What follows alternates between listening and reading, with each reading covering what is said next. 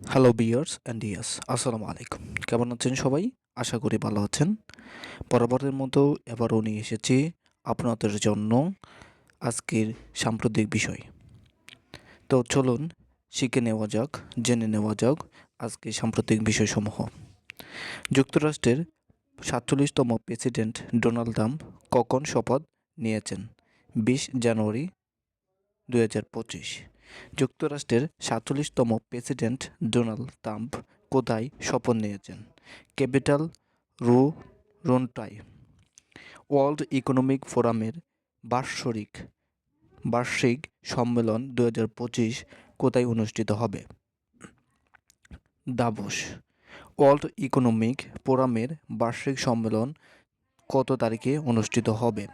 ২০ থেকে ২৪ জানুয়ারি। World economic ফোরামের বার্ষিক সম্মেলন কোন দেশে অনুষ্ঠিত হবে? সুইজারল্যান্ড। ইরানের জনপ্রিয় সঙ্গীতশিল্পী আমির হোসেন মাকসুদুল কোন নামে পরিচিত? তাতালু। আমির হোসেন মাদসুদুলকে কোন অভিযোগে মৃত্যুদণ্ড দেওয়া হয়? দ্রব্য অবমাননায়।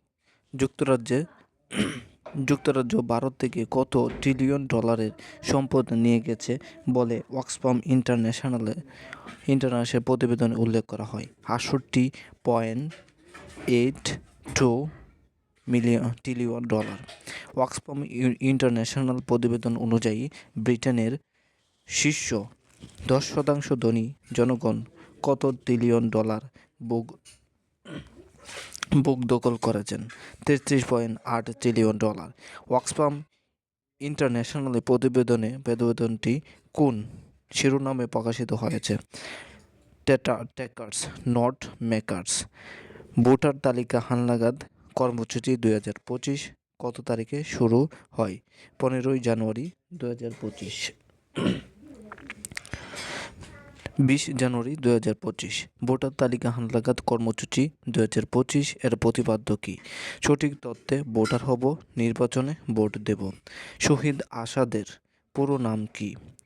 আমানুল্লাহ মোহাম্মদ আসাদুজ্জামান। শহীদ আসাদ কত সালে পুলিশের গুলিতে মৃত্যুবরণ করেন? ১৯৬৯ সালে। শহীদ আসাদের নামে রাজধানীর কোন স্থানে নাম পরিবর্তন করা হয়? আইয়ুব গেট। অক্সফামের প্রতিবেদন অনুযায়ী আগামী এক দশকের মধ্যে কতজন ব্যক্তি অন্তত ১ ট্রিলিয়ন ডলারের সম্পদ অর্জন করবেন? ৫ জন।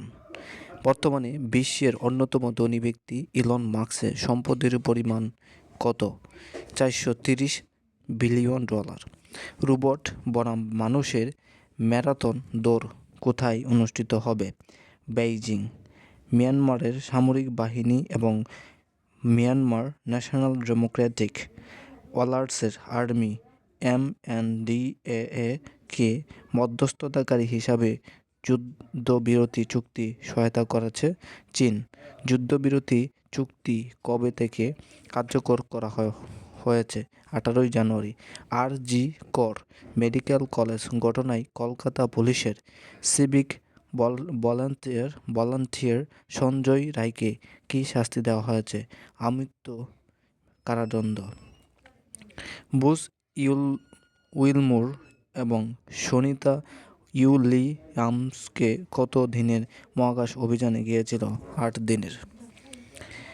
বুশ উইলমোর এবং সুনিতা উইলিয়ামস কত মাস ধরে আন্তর্জাতিক মহাকাশ স্টেশনে আটকা পড়েছেন?